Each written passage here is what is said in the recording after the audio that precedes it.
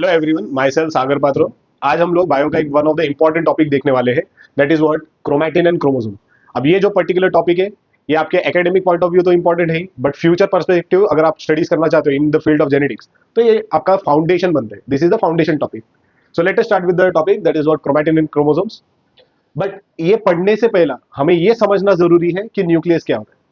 तो पहला हम लोग एक शॉर्ट में न्यूक्लियस देख लेते हैं and then will start with the chromatin and chromosome in detail.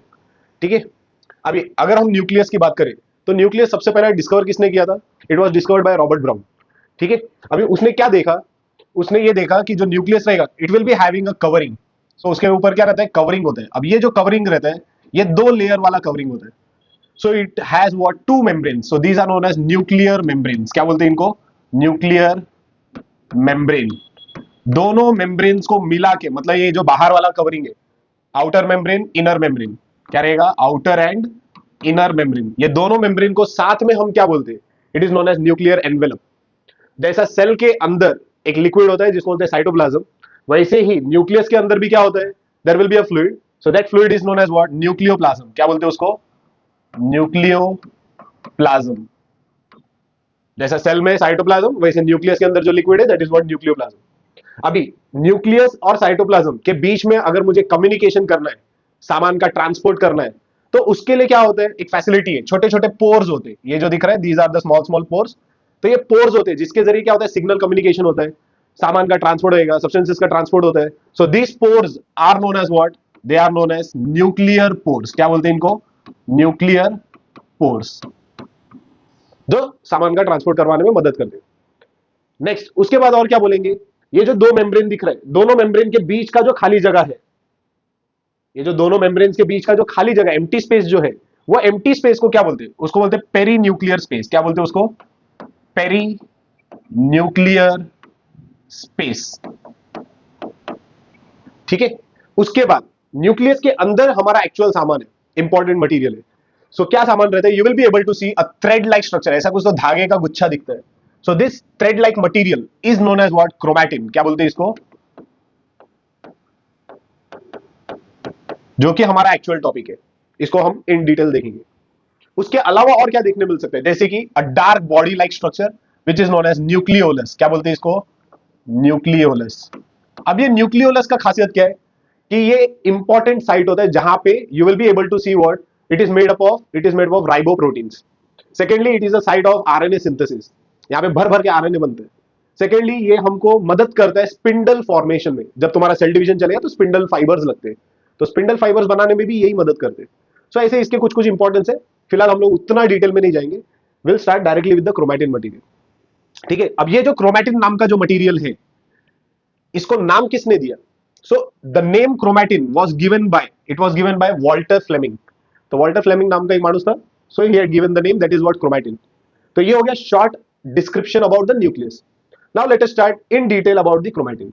So so what is this chromatin? अगर मैं क्रोमैटिन बोलूं, it is a thread like material. क्या है ये हमारा? ये धागे जैसा दिखने वाला मटेरियल, थ्रेड लाइक।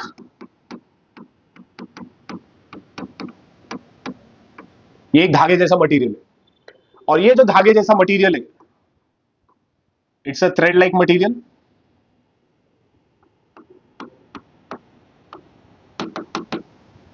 ये जो थ्रेड लाइक मटेरियल रहेगा, ये किससे बना हुआ है? So basically it is made up of, it is composed of. किससे बना हुआ है ये? It is composed of three important substances. सबसे पहला दैट इज द डीएनए। क्या है? इसके अंदर डीएनए होता है, समझा? दूसरा जो रहेगा दैट इज व्हाट? प्रोटीन्स। क्या होता है? प्रोटीन्स। और क्या होता है? It will also have what? RNA. क्या होता है इसमें? आरएनए भी होता है। अब ये तीनों में से जो हमारा फिलहाल फिलहाल काम का है दैट इज द डीएनए। अब डीएनए क्या रहेगा? This is the genetic material of the cell. क्या होता है ये? This is the genetic material of the cell. हमारे सेल का अगर मैं जेनेटिक मटीरियल बोलूं, तो it is nothing but the DNA. अब जेनेटिक मटीरियल का मतलब क्या है?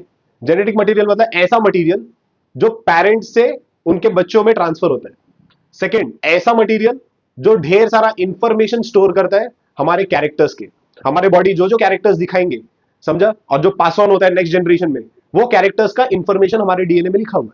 So it is considered as what? Genetic material.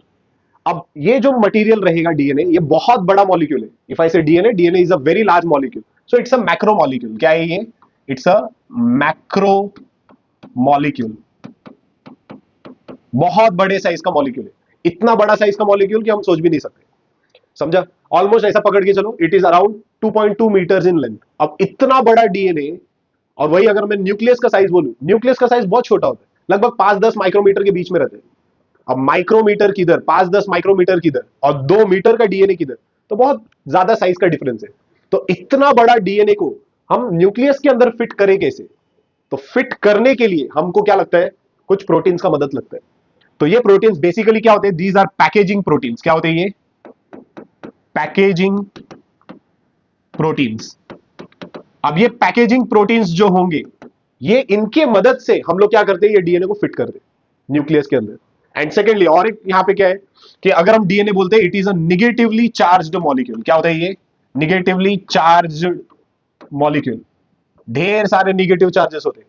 अब सोचने, इतना बड़ा निगेटिवली चार्ज मॉलिक्यूल, हजारों करोड़ों निगेटिव चार्जेस होते हैं, तो सब चार्जेस रिपेल करेंगे. इसलिए जो प्रोटीन्स भी लग रहा है पैकेज करने के लिए, they are what? Positively charge proteins. क्या होते हैं ये? इसलिए ये जो प्रोटीन्स रहेंगे, packaging proteins, so these are what? These are positively charged. क्या होते हैं ये? Positively charge protein. नहीं तो पैकेज नहीं हो पाएगा. ठीक है?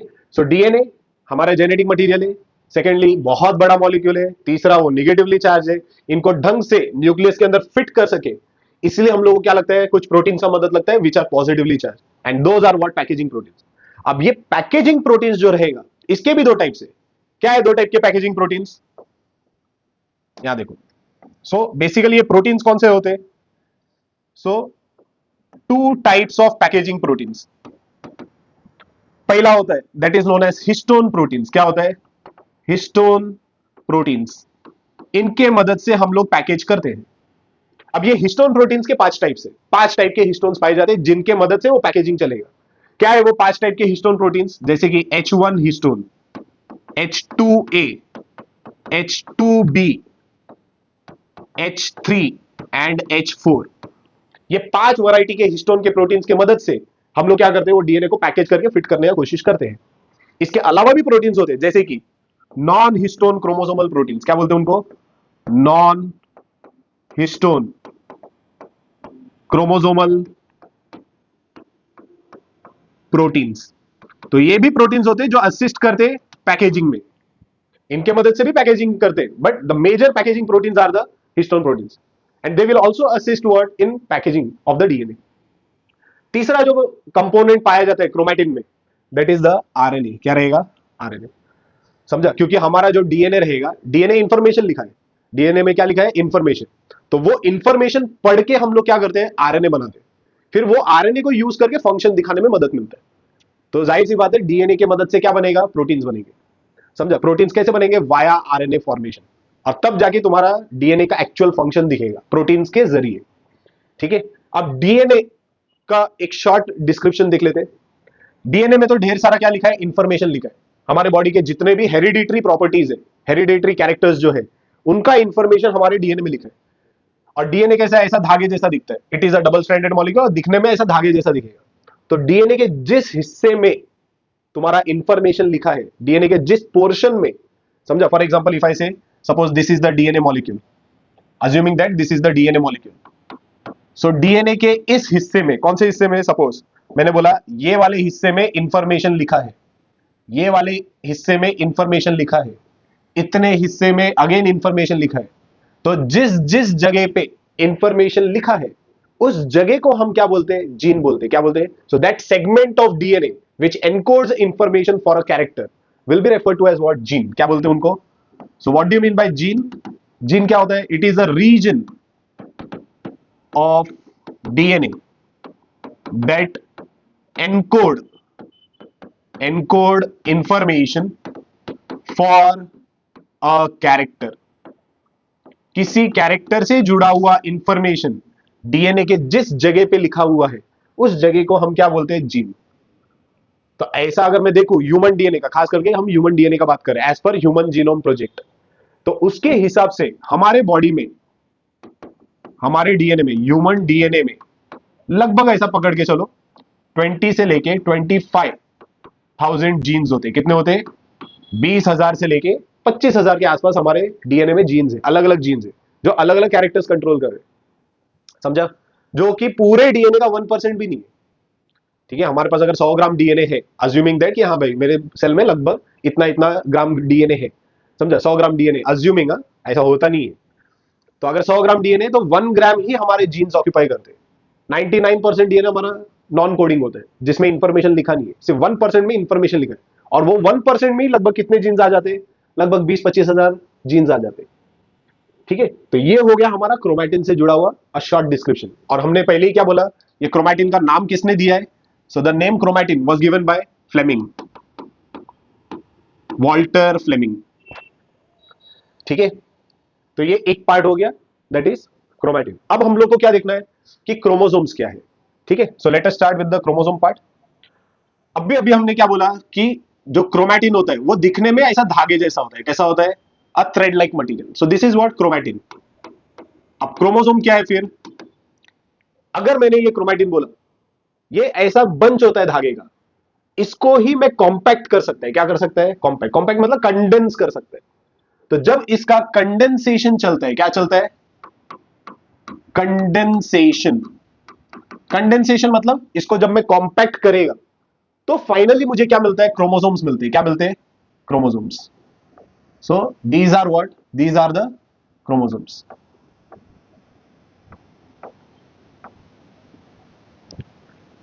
समझा? ये बात ऐसी हो गया कि मेरे पास एक धागे का गुच्छा है, बंच है, उसका मैंने छोटे छोटे बंडल्स बना दिए, कॉम्पैक्ट कर दिया, तो धागे का गुच्छा इज द क्रोमैटिन। और जो मैंने छोटे छोटे बंडल्स बनाए, सो दोस बंडल्स आर द क्रोमोसोम्स। किया कैसे? क्रोमैटिन को कंडेंस किया। समझा?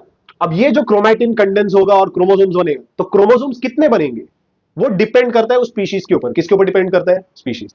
जो टाइप का स्पीशीज रहेगा उतना नंबर ऑफ क्रोमोसोम्स बनाएगा।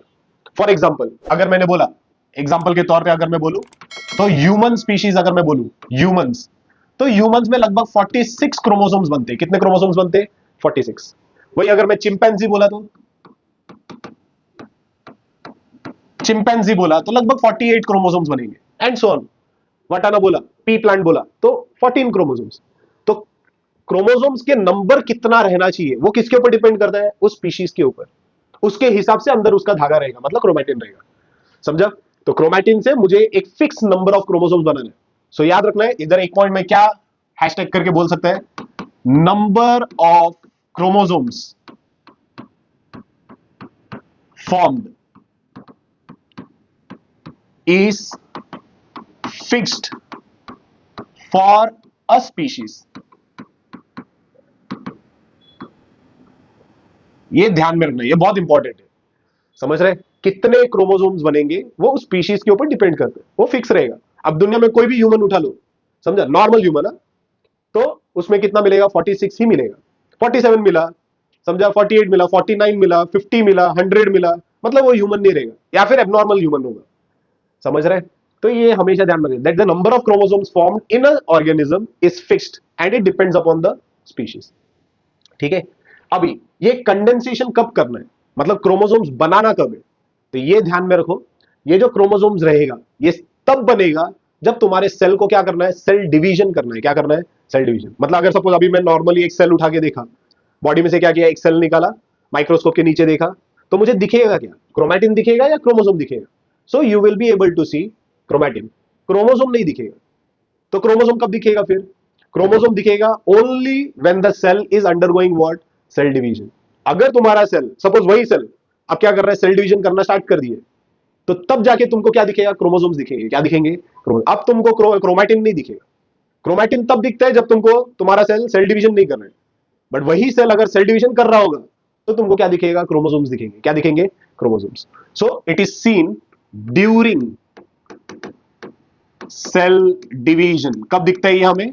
सेल डिवीजन के दौरान क्रोमैटिन का क्या होता है? कंडेंसेशन होता है। और तुमको मालूम ही होगा सेल डिवीजन दो टाइप्स के होते हैं, एक होता है माइटोसिस और दूसरा क्या होता है? मियोसिस। तो माइटोसिस मियोसिस करने वाला सेल क्या दिखाता है? क्रोमोसोम्स दिखाता है। अगर वो माइटोसिस मियोसिस नहीं कर रहे, then you won't be able to see what chromosomes, then you will be able to see only the chromatin. So these are what? These are the chromosomes. So basically these are rod like structures. क्या होते हैं ये? Rod like structure. These are solid structures. और ये कैसा है? ये thread like structure है. कैसा है ये? Thread like structure. I hope this much is clear. ठीक है. नाउ व्हेन आई से क्रोमोसोम्स, ठीक है, जब भी तुम्हारा क्रोमोसोम्स बनता है तो हर सेल कुछ वैरायटी के क्रोमोसोम्स बनाते हैं. फिलहाल यहां पे कितने वैरायटी के क्रोमोसोम बन रहे हैं? दो वैरायटी के. जैसे कि एक बड़ा साइज का क्रोमोसोम और ये छोटा वाला क्रोमोसोम. दो टाइप के क्रोमोसोम बन रहे हैं. सो यहां पे ध्यान में रखो. इफ आई से this, suppose this cell is forming two type of chromosome, one a large chromosome and second is a small chromosome. दो टाइप के क्रोमोसोम बने. तो ये जो दो टाइप का क्रोमोसोम बना, this is considered as a set, या फिर we can say it as what, this is a basic set. क्या बोलते हैं इसको? अब ये हम लोग क्यों पढ़ रहे हैं बेसिक सेट वगैरह, ये सब धीरे से समझेगा. फिलहाल के लिए ध्यान में रखो, थोड़ा भरोसा रखो कि हम लोग क्या पढ़ रहे हैं. So basically we are observing what two variety of chromosome. One is large chromosome and second is what? Small chromosome. These are two types of chromosome. So consider this as a basic set of chromosome. समझा? अगर मैं इस basic set का और एक multiple बना दूं, और एक मल्टीपल मतलब एक और सेट बना दूं, so I have what? Two sets, two multiples. समझ रहे? क्लियर है? मैंने क्या बोला? This is a basic set. ठीक है. ये दो वैरायटी के क्रोमोसोम है. इसका अगर मैंने और एक कॉपी बना दिया तो, एक और कॉपी बना दिया सपोज,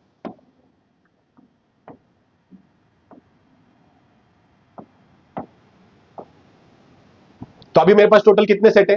दो सेट है. How many set? Two of the basic set. Basic set मतलब n. समझा? So we are now having what? Two set. समझ रहे? सो ये जो कॉपीज बने, दीज टू कॉपीज, समझा? क्रोमोसोम के ये जो दो कॉपीज है, इनको क्या बोले फिर? और ये दो कॉपीज को क्या बोले? इनको बोला जाता है homologous copies of a chromosome. क्या बोलते हैं इनको? Homologous copy. Homologous chromosomes. तो what do you mean by then homologous chromosome? Homologous chromosome मतलब ऐसे क्रोमोसोम जो सिमिलर दिखते हैं. कैसे दिखते हैं? सिमिलर दिखते हैं, सिमिलर फंक्शन होगा. वैसे सिमिलर दिखने वाले क्रोमोसोम्स को, सिमिलर फंक्शन दिखाने वाले क्रोमोसोम्स को हम क्या बोलते हैं? Homologous chromosome. So what do you mean bye homologous? Similar copies of a chromosome. Chromosome के सिमिलर कॉपीज को हम क्या बोलते हैं? Homologous copies of chromosome. तो ये दोनों सिमिलर है तो ये दोनों होमोलॉगस है. ये दोनों सिमिलर है तो ये दोनों होमोलॉगस है. फंक्शन सेम सिमिलर रहेगा. क्या रहेगा? With similar function. क्या रहेगा? अब सिमिलर फंक्शन का मतलब क्या होता है? सिमिलर फंक्शन का मतलब, अगर मैंने बोला ये क्रोमोसोम हाइट कंट्रोल कर रहा है तो ये भी हाइट कंट्रोल करेगा. ये अगर स्किन कलर कंट्रोल कर रहा है तो ये भी स्किन कलर कंट्रोल करेगा. अगर ये हाइट कंट्रोल कर रहा है तो ये हाइट नहीं कंट्रोल करेगा, क्योंकि ये दोनों होमोलॉगस नहीं है. ये दोनों होमोलॉगस है तो इन दोनों का फंक्शन सिमिलर रहेगा. ये दोनों होमोलॉगस नहीं है तो इनके फंक्शंस टोटली अलग रहेगा. I hope this much is clear. What do you mean by this homologous copies of a chromosome? और बेसिक सेट मतलब it is a set in which you will be able to see different different types of chromosome. और अगर वही set repeat हो रहा है तो जो जो क्रोमोसोम्स रिपीट हुए उन कॉपीज को क्या बोलते हैं? उन कॉपीज को बोलते हैं homologous copies of a chromosome. I hope this much is clear. Now एक और टॉपिक देखते हैं, that is known as ploidy. क्या बोलते हैं? ये प्लॉइडी समझने के लिए हम लोग ने वो देखा. So let us start. What do you mean by this ploidy?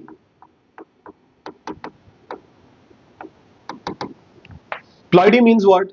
It is repetition in the number of chromosomes. क्या होता है? Repetition in the number of chromosomes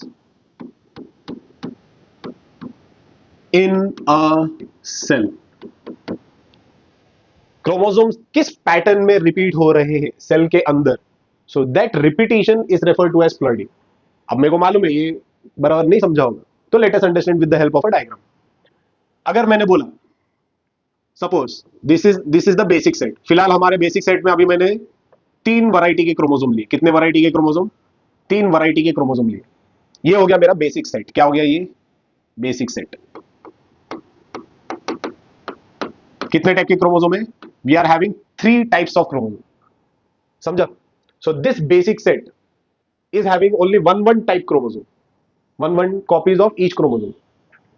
so this set is known as what? Single set. क्या बोलते हैं इसको? इसको बोलेंगे one set. अगर तुम्हारे सेल में इस बेसिक सेट का एक ही सेट है तो इस कंडीशन को हम क्या बोलते हैं? इसको बोलते हैं हैप्लॉइड कंडीशन। क्या बोलते हैं इसको? Haploid condition. अगर मैंने बोला इसके दो सेट होते, कितने सेट होते? दो सेट। एक सेट ऐसे ही और एक सेट। सपोज मेरे पास कितना सेट है? ऐसे ही टोटल दो सेट है। कितने सेट है? सपोज यहां पे मैं बना के बताता हूं, एक कॉपी, इसका भी एक ही कॉपी, इसका भी एक ही कॉपी, और एक कॉपी बना लो।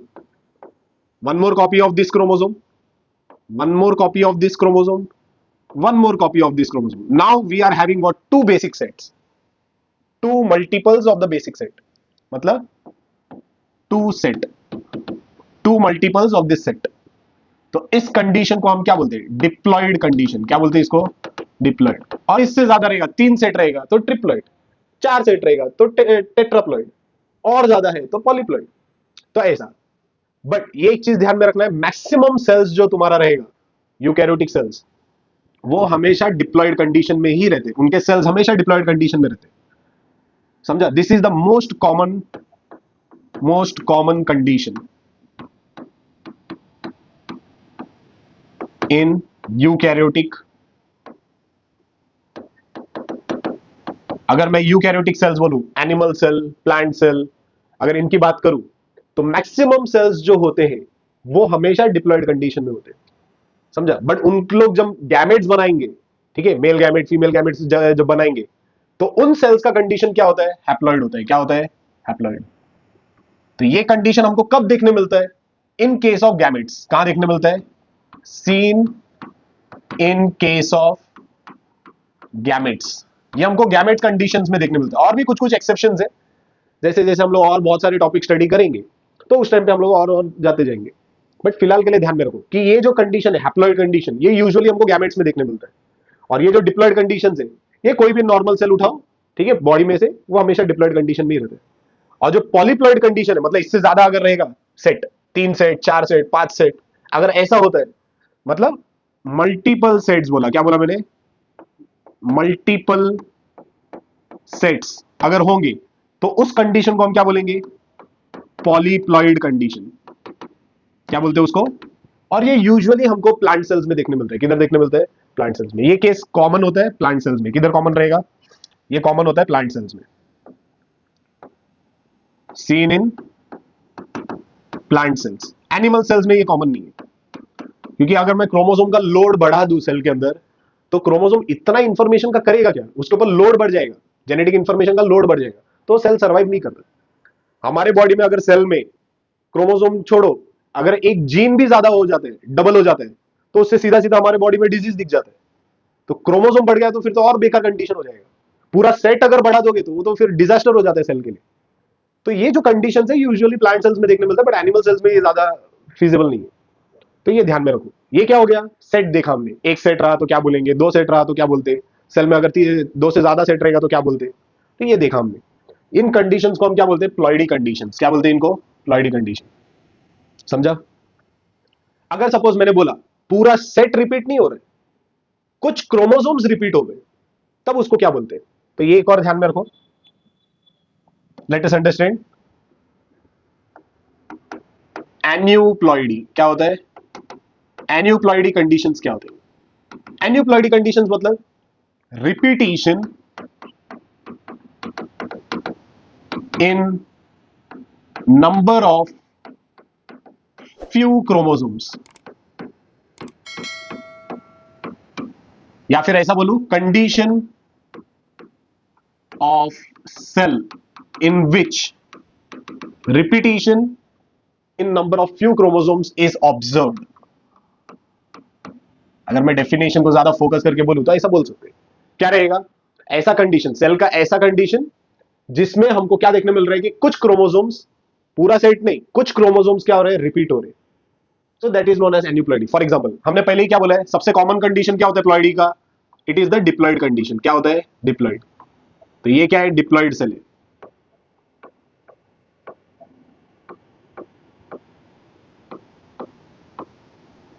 ये डिप्लॉइड सेल है। ये नॉर्मल कंडीशन, नॉर्मल सेल है। क्या है ये? Normal cell. वो भी किस कंडीशन में? वो अभी फिलहाल डिप्लॉइड कंडीशन में। ठीक है। अभी अगर मैंने बोला इस तरीके से, अब इस सेल में कुछ क्रोमोसोम्स रिपीट हो गए। सपोज पहला केस बताते हैं, सपोज पहला क्रोमोसोम वैसे का वैसी, ठीक है, दूसरा क्रोमोसोम भी वैसे का वैसी, बट तीसरा क्रोमोसोम के फिलहाल अभी कितने कॉपीज है, ऐसा पकड़ के चलो फिलहाल 3 कॉपीज हो गए। कितने कॉपीज हो गए? 3 कॉपीज। कितने कॉपीज है? 3 कॉपीज। होना कितना चाहिए था? होना 2 कॉपीज चाहिए था, बट फिलहाल अभी कितना है? 3 कॉपीज है। तो अब इस कंडीशन को क्या बोलेंगे? इसको बोलते हैं ट्राइजोमी कंडीशन। क्या बोलते हैं इसको? Trisomy condition. समझा? मतलब होना कितना चाहिए था? 2n होना चाहिए था, बट अब कितना है? एक क्रोमोसोम एक्स्ट्रा हो गए। तो इसको रिप्रेजेंट करते हैं ऐसा 2n+1। This condition is what? Trisomy. वैसे ही अगर मैंने बोला सपोज और एक कंडीशन देख लेते हैं, सपोज अगर ऐसा हुआ तो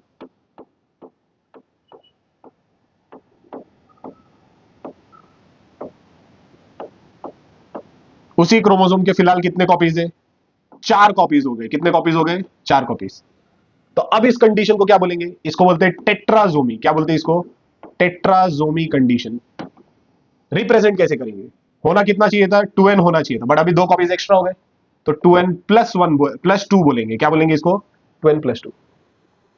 ऐसा भी हो सकता है, तीसरा केस भी है। थर्ड केस क्या है? सबके 2-2 कॉपीज ही है, सबके 2-2 कॉपीज, बट ये तीसरा वाला जो क्रोमोसोम है उसका सिर्फ एक ही कॉपी है, 1 कॉपी। एक कॉपी मिसिंग है। एक कॉपी क्या है? मिसिंग है। तो अब इस कंडीशन को क्या बोलते हैं? इसको बोलते हैं मोनोजोमी। क्या बोलते हैं इसको? मोनोजोमी कंडीशन। कैसे लिखेंगे? होना चाहिए था 2n, बट एक कॉपी कम है, तो -1 लिख देंगे। वैसे अगर पूरा उस क्रोमोसोम के सभी कॉपीज गायब हो गए, जैसे कि यहां पे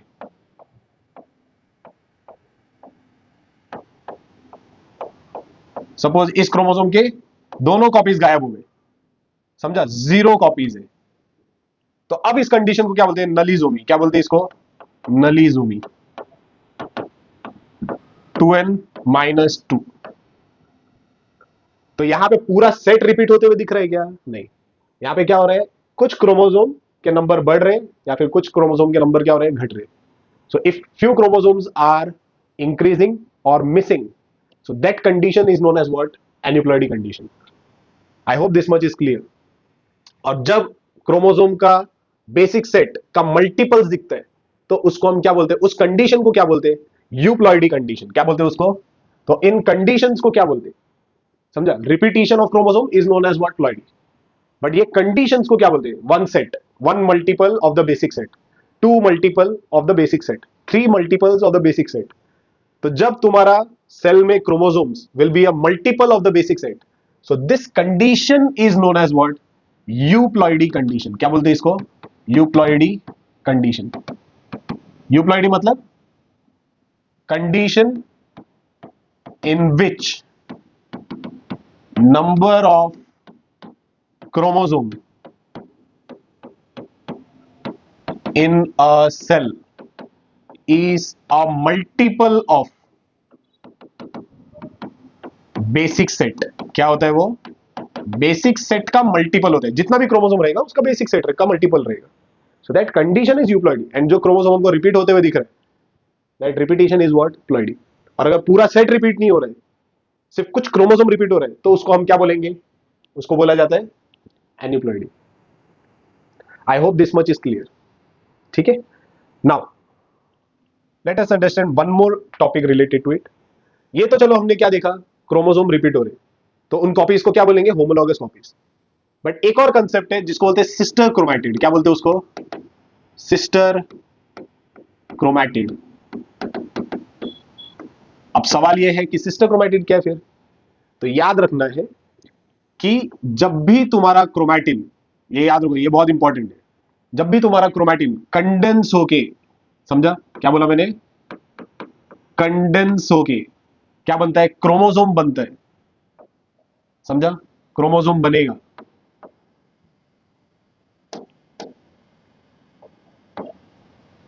क्या बना? क्रोमोसोम। तो ये कभी ऐसा बनता ही नहीं है। ये तो तभी मैंने बता दिया एक्सप्लेन करने की वजह से, बट ऐसा कभी नहीं बनता है। क्यों? क्योंकि सेल डिवीजन से पहले, क्या बोला मैंने? ये प्रोसेस कब बोला था मैंने? सेल डिवीजन के दौरान होता है। तो सेल डिवीजन से पहले क्या होता है कि जो हमारा डीएनए है, क्या बोला मैंने, डीएनए, उसका रेप्लिकेशन चलता है। क्या चलता है? रेप्लिकेशन। सो डीएनए रेप्लिकेशन होता है। और मैंने पहले ही बोला, अगर डीएनए डबल हो गया तो फिर पैकेजिंग प्रोटीन जो लगेगा वो भी डबल करना पड़ेगा, क्योंकि डीएनए को रखने के लिए प्रोटीन लगते हैं। समझा? तो डीएनए को अगर मैंने रेप्लिकेट कर दिया, डीएनए को डुप्लीकेट कर दिया, डबल कर दिया, तो प्रोटीन्स भी डबल हो जाएंगे। और अगर प्रोटीन्स भी डबल हो गया तो क्या होगा, हमारा जो क्रोमैटिन है उसका भी अमाउंट डबल हो जाता है। क्या हो जाता है? हमारा क्रोमैटिन का अमाउंट भी क्या हो जाएगा? डबल हो जाएगा। So doubled amount of chromatin, chromatin का भी अमाउंट डबल हो गया। समझा? तो अगर क्रोमैटिन डबल हो गया तो जो क्रोमोसोम्स बनेंगे वो भी डबल डबल बनेंगे। तो डबल डबल दिखेगा कैसा? कुछ इस तरीके से दिखता है। तो तुमको क्रोमोसोम्स ऐसा डबल डबल दिखेगा।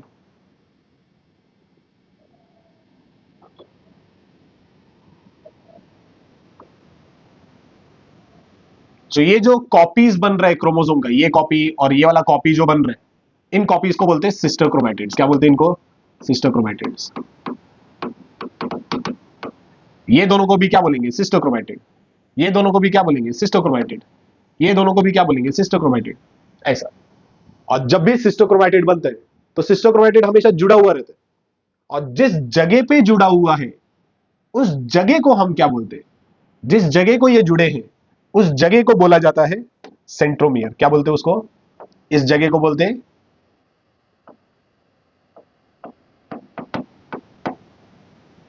क्या बोलते हैं उसको? Centromere. I hope this much is clear.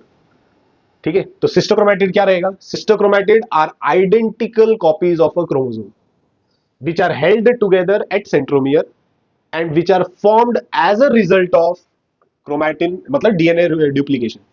तो डीएनए डुप्लीकेट हुआ, क्रोमैटिन डुप्लीकेट हुआ, क्रोमैटिन डुप्लीकेट हुआ तो क्रोमोसोम भी डुप्लीकेटेड बनेंगे, and those duplicated copies of the chromosome are held together at what? Centromere.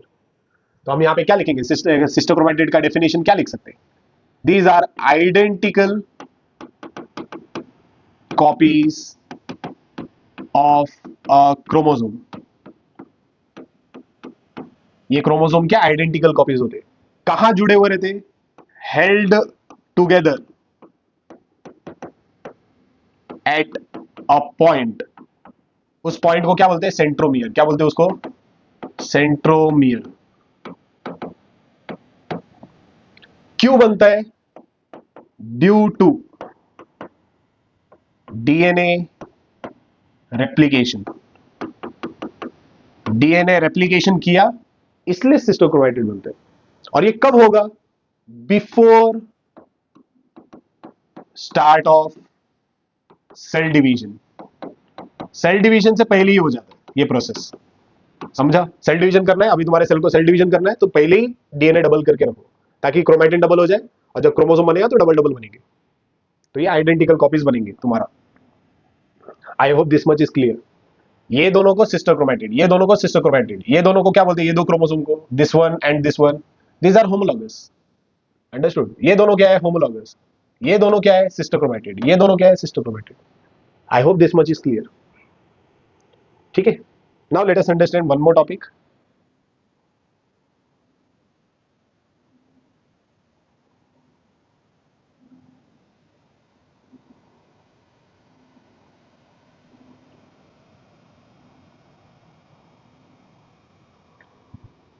Chromosome का एक बेसिक स्ट्रक्चर समझ लेते कैसा होता है।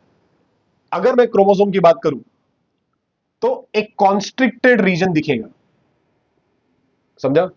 दिस इज अ क्रोमोसोम, एक दबा हुआ पोर्शन दिखेगा। This constricted region, this constricted region is known as what? It is known as centromere. क्या बोलते हैं इसको?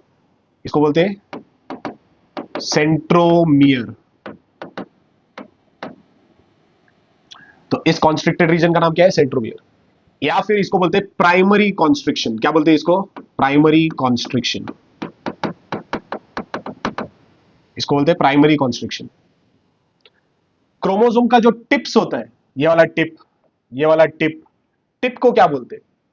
तो टिप्स को बोला जाता है उसको बोलते हैं टीलोमियर। क्या बोलते हैं उसको? टीलोमियर। क्रोमोसोम के टिप्स को टीलोमियर। ये वाला पार्ट को, ये जो डंडी दिख रहा है सेंट्रोमियर से, ये वाला डंडी दिख रहा है, these are known as arms of the chromosome. क्या बोलते हैं इसको? आर्म। एक आर्म शॉर्ट साइज का है, शॉर्ट आर्म, और एक आर्म अगर बड़ा साइज का है, लॉन्ग आर्म है। तो इनको एक नाम भी दिया है। तो जो शॉर्ट आर्म रहेगा उसको बोलते हैं पी आर्म। क्या बोलते हैं उसको? P arm. और जो बड़े साइज का आर्म रहता है उसको बोलते हैं क्यू आर्म। क्या बोलते हैं उसको? तो दिखने में कैसा दिखता है क्रोमोसोम? बेसिक स्ट्रक्चर बता दो कैसा दिखेगा। A constricted region known as what? It is known as centromere. और सेंट्रोमियर का हमने खासियत भी बोला है। क्या बोला खासियत इसका? सेंट्रोमियर का खासियत क्या होता है कि ये वही जगह है जहां पे सिस्टर क्रोमैटिड्स पकड़ के रखे जाते हैं। So at this point sister chromatid are held together. ये वो जगह है जहां पे सिस्टर क्रोमैटिड पकड़ के रखा जाता है। तो ये सेंट्रोमियर का खासियत है। टीलोमियर का खासियत क्या है? अभी टीलोमियर एंड होता है, क्रोमोसोम का एंड पार्ट है, तो वहां से वो घिस ना जाए, घिस ना जाए, यहां पे क्या बोलेंगे, वो खराब ना हो, टिप्स खराब ना हो, इसलिए उधर के सीक्वेंसेस स्पेशल होते हैं। तो those are what? Telomere. That region is known as telomere. और उधर के जो डीएनए सीक्वेंसेस रहेंगे उसको फिर टीलोमेरिक डीएनए सीक्वेंसेस बोलेंगे। तो वो हम लोग का फिलहाल अभी टॉपिक नहीं है, वो हम लोग फिर कभी देखेंगे। फिलहाल के लिए ध्यान में रखो, टिप्स क्या है? टीलोमियर। शॉर्ट आर्म को हम पी आर्म बोलेंगे, लॉन्ग आर्म को हम क्या बोलेंगे? क्यू आर्म बोलेंगे। कॉन्स्ट्रिक्टेड रीजन को सेंट्रोमियर। और उसको प्राइमरी कॉन्स्ट्रिक्शन क्यों बोल रहे हैं? बिकॉज सिस्टर क्रोमैटिड्स पकड़ के रख रहे हैं। समझा? तो ऐसा और भी कॉन्स्ट्रिक्टेड रीजन हो सकता है, ये भी एक पॉइंट ध्यान में रखो।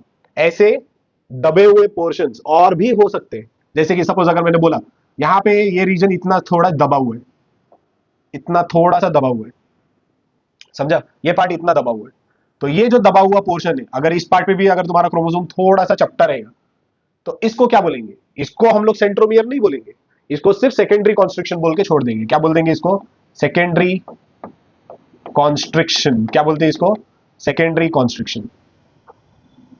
आई hope this much is clear. समझा? अंडरस्टूड? सो ये क्या है? ये बेसिक स्ट्रक्चर है। वही अगर मैंने बोला ऐसा दिखा तो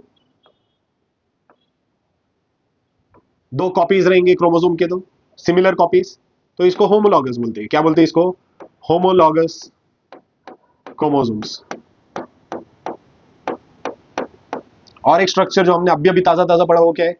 अगर मैंने दोनों कॉपीज ऐसा बनाया रहेगा तो इन कॉपीज को क्या बोलेंगे? इनको बोलते हैं सिस्टर क्रोमैटिड्स। क्या बोलते हैं इनको? Sister chromatids.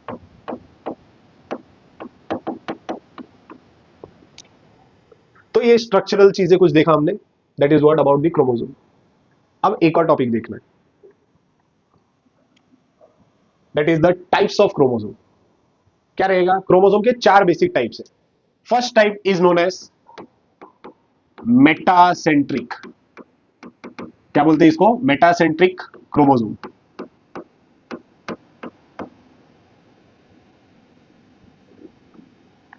Second is known as submetacentric chromosome. Third is known as acrocentric chromosome. Fourth is known as telocentric chromosome. तो चार वैरायटी के क्रोमोसोम होते हैं, मेटासेंट्रिक, सब मेटासेंट्रिक, एक्रोसेंट्रिक, टीलोसेंट्रिक। अभी इन क्रोमोसोम्स को क्लासिफाई कैसे किया है? क्लासिफाई किया है ये चार टाइप्स में, कैसे क्लासिफाई किया है? On the basis of position of centromere. किसके बेसिस पे क्लासिफाई किया है? On basis of position of centromere. Centromere का पोजीशन कहां पर है उसके बेसिस पे क्लासिफाई किया। ठीक है, लेट अस अंडरस्टैंड। तो अगर मैंने बोला मेटासेंट्रिक, कैसा रहेगा ये मेटासेंट्रिक?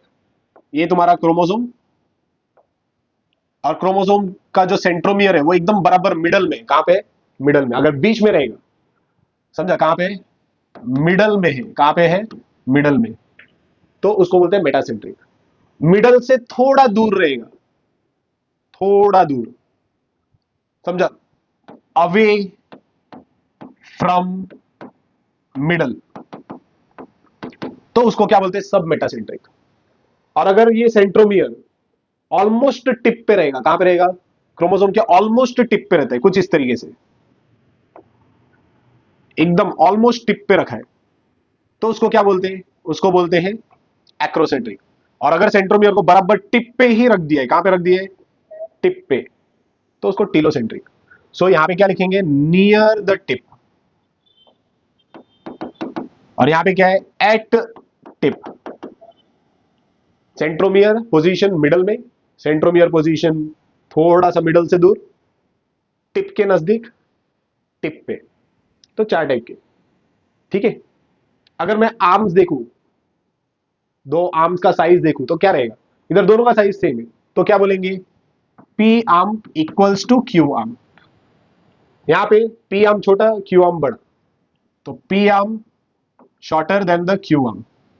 यहां पे पी आर्म बहुत ही छोटा है compare to q arm, so p arm बहुत छोटा है क्यू आर्म से। यहां पे तो एक ही आर्म दिख रहे हैं, पी आर्म है ही नहीं, तो यहां पे क्या लिखेंगे, पी आर्म एब्सेंट, समझा, सिर्फ क्यू आर्म है, ठीक है। अभी एक और वहां पे कुछ तो कॉलम में लिखा है, एनाफेज में क्रोमोसोम कैसा दिखेगा। एनाफेज मतलब तुम लोग ने सेल डिवीजन पढ़ा रहेगा, माइटोसिस, मियोसिस। माइटोसिस में 4 फेजेस होते हैं, प्रोफेज, मेटाफेज, एनाफेज, टीलोफेज, समझा। और एनाफेज में क्या है, वो एक शॉर्ट रिकैप कर देता हूं, नोट करके ध्यान में रखो। एनाफेज में क्या होता है, एनाफेज में क्या होता है, जो हमारे सिस्टर क्रोमैटिड्स है, ये क्या है, क्रोमोसोम, उनके सिस्टर क्रोमैटिड्स, उनको सेपरेट करते हैं, क्या करते हैं, सेपरेट। सेपरेट होगा तो क्या होगा, एक सिस्टर क्रोमैटिड ये साइड पे खींचेंगे, समझा, दूसरा सिस्टर क्रोमैटिड ये साइड पे खींचेंगे, तो खींचेंगे तो क्या दिखेगा, एक सिस्टर क्रोमैटिड यहां खींच रहे, ऐसा दिखेगा, दूसरा सिस्टर क्रोमैटिड दूसरे डायरेक्शन में खींचेंगे, ऐसा दिखेगा। तो सिस्टर क्रोमैटिड्स को ऐसा खींचा जाता है, समझा। तो सिस्टर क्रोमैटिड्स जब खींचे जाएंगे तब तुमको क्या दिखेगा, ये ध्यान में रखना है। सपोज अभी मैं बोला ये क्रोमोसोम है, इसका सेल डिवीजन चल रहा है, तो सेल डिवीजन में थोड़े सिंगल कॉपी होता है, उसका सिस्टर क्रोमैटिड भी होता है, ठीक है। तो क्या ऐसा दिखेगा, जब इसको सेपरेट करेंगे तो तुमको ऐसा दिखता है क्रोमोसोम, समझा। कैसा दिखेगा, ऑलमोस्ट वी शेप दिखता है, कैसा दिखता है, ऐसा वी शेप दिखता है, समझा, वी शेप्ड, ठीक है। भाई अगर ये वाला क्रोमोसोम रहा तो, दिस वन, इस तरीके का मेटासेंट्रिक क्रोमोसोम रहा तो ये तुमको कैसा दिखेगा,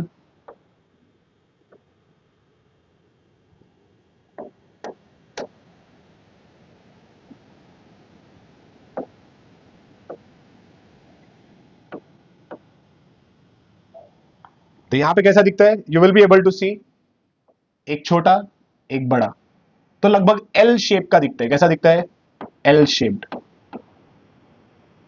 ठीक है। वही अगर मैं एक्रोसेंट्रिक वाला लिया तो कुछ इस तरीके से दिखेगा,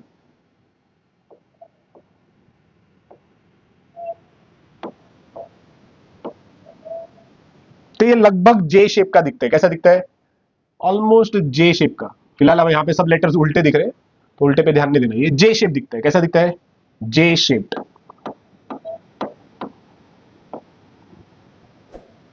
वही अगर मैं टीलोसेंट्रिक बोला तो यहां पे कैसा दिखेगा,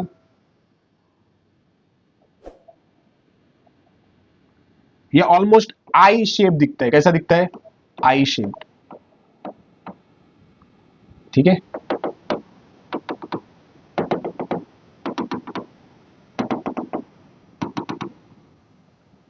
तो यहां पे हमने क्या देखा, टाइप्स ऑफ क्रोमोसोम, उनका सेंट्रोमियर का पोजीशन, उनका आर्म्स का साइज कैसा रहेगा, और जब ये क्रोमोसोम डुप्लीकेटेड फॉर्म में जब मतलब सेल डिवीजन में एंटर करेगा, एंटर करने के बाद प्रोफेज, मेटाफेज करने के बाद जब एनाफेज में पहुंचेगा, तो तुमको सेपरेटेड सिस्टर क्रोमैटिड्स कैसे दिखते हैं, वी शेप दिखता है, एल शेप दिखता है, या जे शेप दिखता है, या आई शेप दिखता है, ठीक है। I hope this much is clear about the types of chromosome.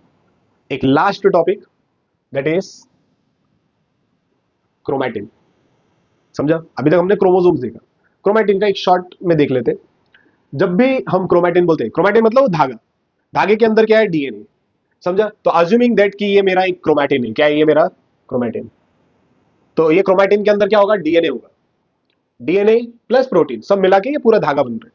तो अब ये जो धागा रहेगा है तो इसके अंदर डीएनए, और डीएनए में क्या होता है, जीन्स रहते हैं। क्या रहते हैं, जीन्स।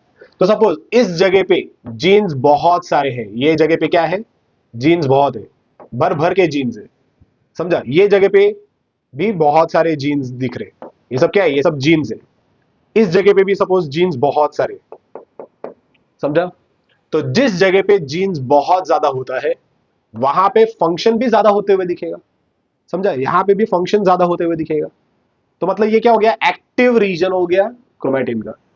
सो जो एक्टिव रीजन होता है क्रोमैटिन का उसको बोलते हैं यूक्रोमैटिन। क्या बोलते हैं उसको, euchromatin. So what do you mean by euchromatin, active chromatin. क्यों इसको एक्टिव क्रोमैटिन बोलना है, because it consist of more number of active genes. यहां पे बहुत सारे एक्टिव जीन्स देखने को मिलते हैं, इसलिए यहां पे फंक्शन भी ज्यादा होगा।